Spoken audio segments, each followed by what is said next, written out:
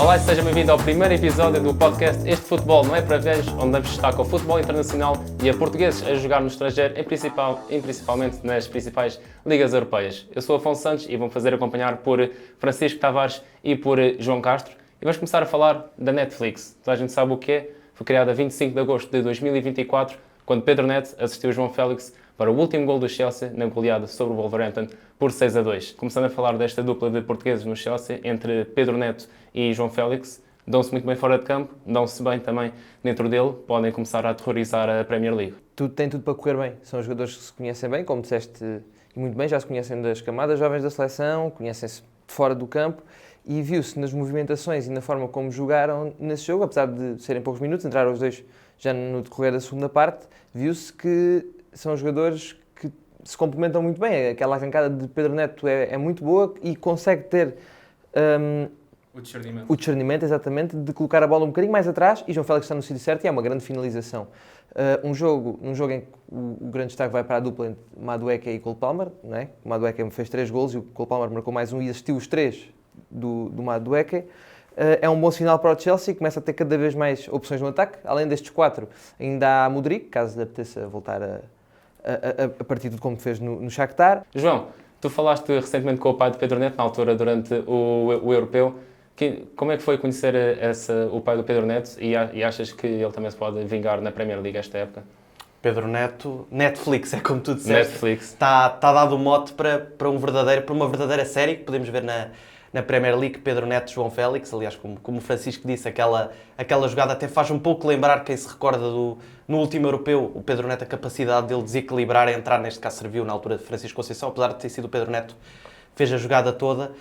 Mas agora é uma dupla que promete. E aliás, acho que, não sei se concordam, mas Pedro Neto pode mesmo ajudar também, caso também Pedro Neto tenha a cabeça no sítio e consiga triunfar na Premier League e no Chelsea, ajudar também o próprio Félix a limpar um pouco a cabeça. É uma coisa que eu gosto neste Chelsea, é que parece que João Félix, pelo menos nos primeiros momentos, já está a jogar numa equipa de posse, outra vez, está a jogar no centro. E eu gosto muito de ver João Félix a jogar no centro. Para mim, não é um jogador de ala também. Não acho mesmo extremo. Nada que seja um extremo. Na altura, quando apareceu no Benfica, já se via que ele na ala rendia muito menos do que nas costas do ponta de lança. No Barcelona também se viu isso, tanto que ele acabou por ter bons momentos, mas nunca se afirmou como um indiscutível para Xavi. E ali a jogar com extremos que são rápidos e ágeis e onde ele pode ser criativo, e mesmo com extremos sem essas características, caso o Cole Palmer jogue mais encostado à linha, ou mesmo a jogar como avançado, eu acho que ter tudo para correr bem. Pode ser mesmo este o passo que João Félix precisava de dar. Vamos ver então como se dará a dupla Netflix na Premier League, continuando na principal liga do mundo para muitas pessoas, continuar a falar de portugueses. Diogo Jota também entrou em grande na época, titular no Liverpool, agora treinado por Arne Slot, um gol e uma assistência no último fim de semana, na vitória sobre o Brentford. E João, Diogo Jota poderá finalmente afirmar-se como um indiscutível no 11 do Liverpool? Acho que todos estamos de acordo que o grande problema de Diogo Jota são as lesões. Basicamente temos visto isso nos últimos tempos. Diogo Jota vai encontrar um treinador diferente de Jürgen Klopp. Diogo Jota também sabemos, ambos que, e quem está também a ver, sabemos que é um jogador vertical. E essa é a principal característica de Diogo Jota, e também por isso as lesões é muito complicadas, principalmente para um jogador vertical. Mas acredito que possa ser o ano que Diogo Jota precisa até pela seleção, toda a mágoa que ele continua a guardar por ainda não ter conseguido dar aquele clique, porque é um jogador extraordinário. Aquilo que fez, todo o percurso que fez, não é qualquer jogador que é contratado, e nós formos atrás, vemos um jogador que foi contratado pelo Atlético de Madrid ou Passos de Ferreira na altura. Portanto, já aí mostrava qualquer coisa fora da caixa. Francisco, vou-te pôr agora entre a espada e a parede. Estando os dois em grande forma, quem poderá ser titular na seleção de Portugal? Diogo Jota ou João Félix? Depende muito. Acho que depende bastante. Também depende do estilo que o Roberto Martínez quererá. Exatamente, depende do jogo, mas acho que esta resposta ainda tem grande piada. Portanto, vou dar aquela que seria a minha resposta. Eu, em termos das características, prefiro João Félix. Mas o Diogo Jota tem uma capacidade de finalizar muito para lá da média. E é bom ver que Arne Slot está a confiar mais nele, se calhar, do que até em Darwin, que fez ainda só 18 minutos esta temporada. Até o próprio Diogo Jota disse, com Arne Slot em princípio vai jogar mais ao centro. Também é onde gosto mais do Diogo Jota, mais do que na linha.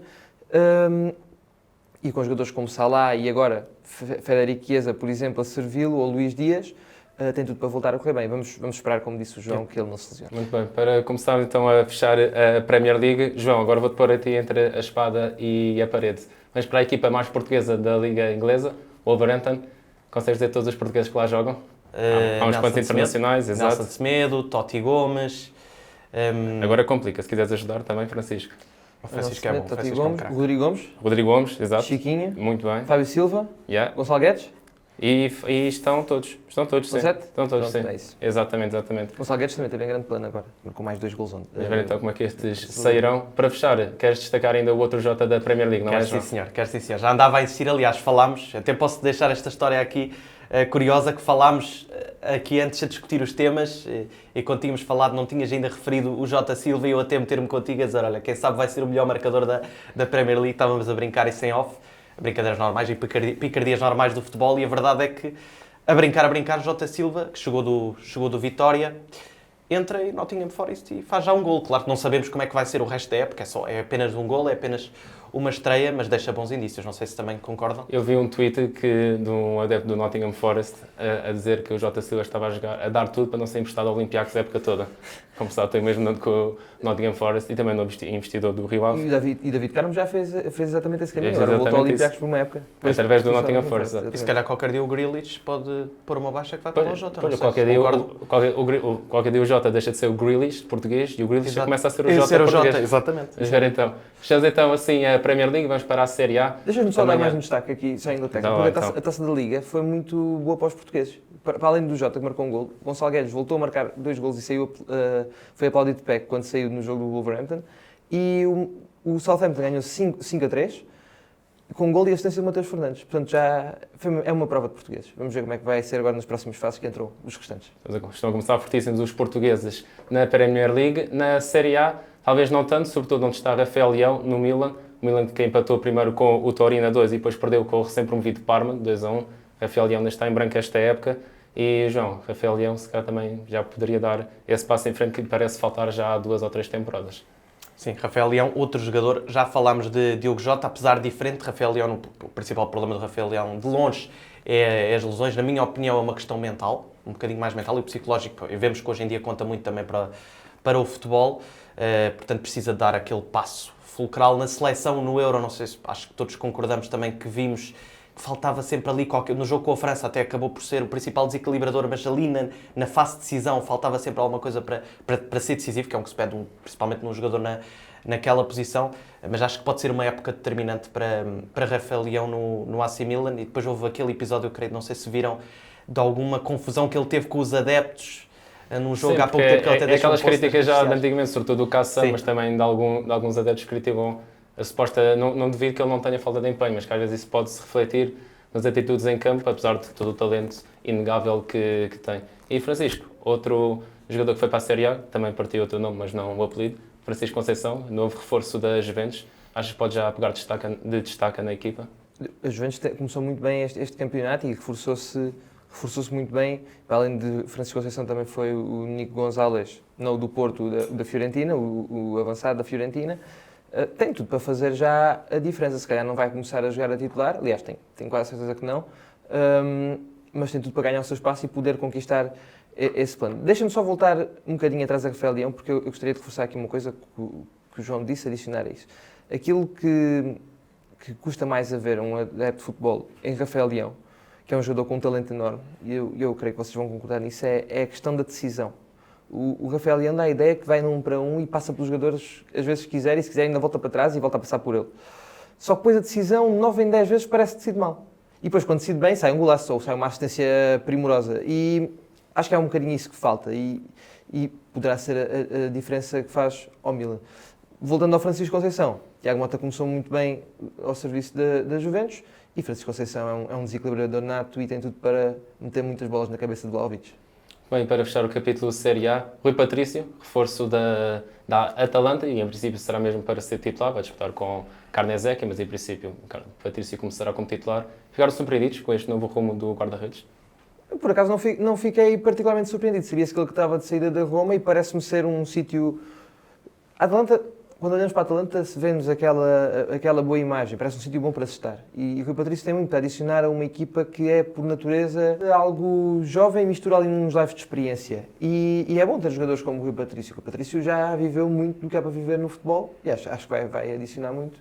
Vão adicionar-se uns aos outros. E vendeu um guarda-redes. Aliás, emprestou. Precisamente o Juan Musso. Exatamente, para o Atlético de Madrid, se não estou a erro. Sim. Exatamente, ou seja, mostra, como aquilo estavas a dizer, que o Rui Patrício pode chegar para ser aposta. Eu acho que acaba por ser bom. Não para pensarmos que o Rui Patrício possa voltar a ser titular na seleção, porque acho que é muito complicado. Tendo lá Diogo Costa à frente, neste momento. Exato. Mas se calhar pode ambicionar continuar a estar pelo menos nas convocatórias. Atenção, que eu acho que Se não tivesse clube era bem mais complicado. É importante o Rui Patrício estar nas convocatórias da seleção por aquilo que disse, na minha opinião, porque o Rui Patrício, a posição de guarda-redes, diga-se o sincero, não costuma mexer. O guarda-redes principal é aquele que o treinador confia e vemos isso em Portugal e em todo o lado.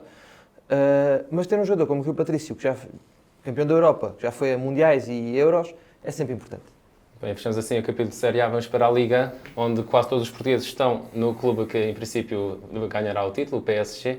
E, João, como tu também fizeste a antevisão da Liga para a bola, para o site, João Neves, Vitinha, Nuno Mendes, Gonçalo Ramos e Danilo. Destes 5 jogadores, quais é que vês como indiscutíveis nesta equipa do PSG?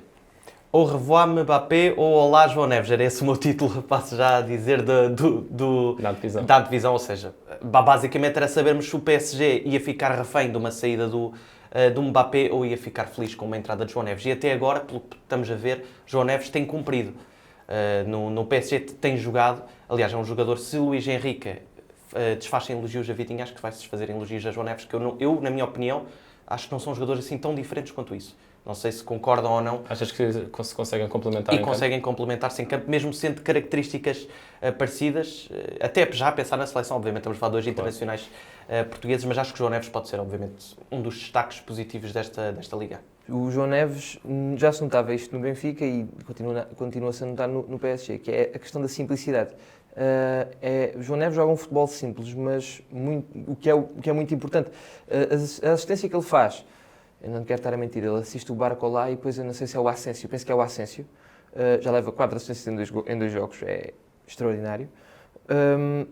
É de um requinte, um toque de classe, tão simples, mas parece tão simples, mas não é, um toque de primeira, é tudo aquilo que é João Neves, um jogador simples com a bola, mas muito eficaz e muito forte sem ela, como nós sabemos. Tem tudo para funcionar no meio-campo com João Neves. O meio-campo também tem Fabián Ruiz, também tem Zaire Emery, que pode deixar de ter Danilo, apesar do mercado estar quase a fechar. Danilo, segundo indica a imprensa francesa, não conta para Luís Henrique. Quanto aos outros que disseste, Gonçalo Ramos, infelizmente, agora está lesionado para cerca de 3 meses. E Nuno Mendes, também a questão das lesões é muito presente, mas tem tudo para ser, na minha opinião, o melhor lateral esquerdo da Liga Francesa. Queria dar um toquezinho também ao Gonçalo Ramos, porque a época passada não foi a mais convincente, apesar de até ter tido bons números, pelo menos na minha opinião. E neste momento, olhando para uma seleção pós-Ronaldo, Diogo Jota e o Gonçalo Ramos serão os principais candidatos a essa posição de ponta de lança. Com esta lesão de Gonçalo Ramos, que já começa muito mal a época, e depois se eventualmente não se conseguir afirmar no resto da temporada, poderá ser a gota que faz entornar o copo de água para a estadia de Gonçalo Ramos no PSG. Eu não sei, eu acho que o lugar dele não está em dúvida, porque Gonçalo Ramos, neste momento, o PSG não tem propriamente um jogador com as características de Gonçalo Ramos. Um jogador, se calhar dizer um avançado mais defensivo não é bem o termo correto, mas um jogador mais de ligação para jogar ali na zona do centro. Tem Barcola e tem Dembélé, que são muito verticais, tem Colomani, que é um avançado mais forte fisicamente, mas muito diferente. Mas ele também tem mais presença de área, se calhar até do que o próprio Colomani, por exemplo. Sim, exatamente. Mesmo nesse aspecto, eu acho que a estadia dele no PSG não está em dúvida. Acho que vai continuar. Bem, e só para terminar o capítulo da Liga, há um lateral a destacar-se no Lille, e agora ia para ti, João. Tiago Santos, ainda não é internacional por Portugal, mas já é titularíssimo numa equipa que se qualificou agora para a Liga dos Campeões. Achas que a chegada à seleção está cada vez mais próxima? Acho que se calhar a seleção, e já tem acontecido, atenção, não é crítica nenhuma, mas um jogador do Lille pode também ser internacional lá e quem sabe que isso possa mesmo acontecer, e estamos a falar de um jogador que vai jogar a Liga dos Campeões. Acho que sim, podemos ver Tiago Santos em breve ser internacional lá, apesar de as opções, e depois temos aqui o problema nas laterais da seleção, que são muitas as opções, mas eu acho que o facto de jogar a Liga dos Campeões pode dar aquele passo que a seleção precisa para olhar para um jogador de outra forma. Olhando agora para a Bundesliga, há se calhar um português que se destacará mais do que os restantes neste campeonato, João Palhinha, chegou para ser titular no Bayern, também há Rafael Guerreiro, mas Francisco, esta é a época em que João Palhinha se afirma numa equipa de topo da Europa. O João Palhinha tem características que interessam a qualquer equipa, acho eu. Ou seja, há uma característica muito particular que é quando estás a ver o jogo e vês o João Palhinha a fazer aquele movimento de quem vai ceifar o adversário, sabes sempre, a bola já não fica ali. Às vezes é falta, é verdade, mas muitas vezes é só na bola, é um corte limpíssimo. Enquanto esteve na Premier League, foi sempre o jogador com mais interseções, é um jogador de combate autêntico. Isso ajuda muito a um Bayern de Munique que se nota cada vez mais que faltava isso. Faltava esse poder de choque para lutar com algumas equipas que agora começam a fazer frente, como é o caso do Leverkusen, como será sempre o caso do Dortmund, apesar de para o Dortmund ser difícil ganhar ao Bayern. Como é o caso até do Stuttgart, também é uma equipa que está forte e que ano passado até ficou à frente do Bayern no campeonato. Bem, pensando agora só um toquezinho na La Liga, de facto é uma das principais ligas, mas é a liga que se calhar tem portugueses menos proeminentes, jogadores como o Rui Silva, que agora tem sido apontado ao Benfica, o William Carvalho. Se cá para a semana já não estamos a falar dele no Pois, futebol exato, se calhar internacional. não vamos ver muito tempo, mas ainda temos André Almeida, Thierry Correia no Valência também foram apontados à saída. Um jogador que eu gostaria de destacar é Samu Costa, do Mallorca. Já era titular na época passada, esta época também está a entrar bem. E não sei se querem comentar o momento dele, um internacional jovem sub-21, se calhar pode estar aqui uma surpresa da Liga Espanhola.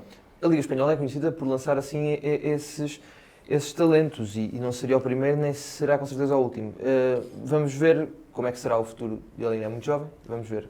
Muito bem, chegamos assim às nossas rúbricas e vamos primeiro para o melhor 11 de portugueses a atuar nas Big Five, ou pelo menos o 11 a acompanhar nestas Big Five. Foi um 11 que eu fiz e vocês, claro, podem discuti-lo como quiserem, mas apostei para um clássico 4-3-3.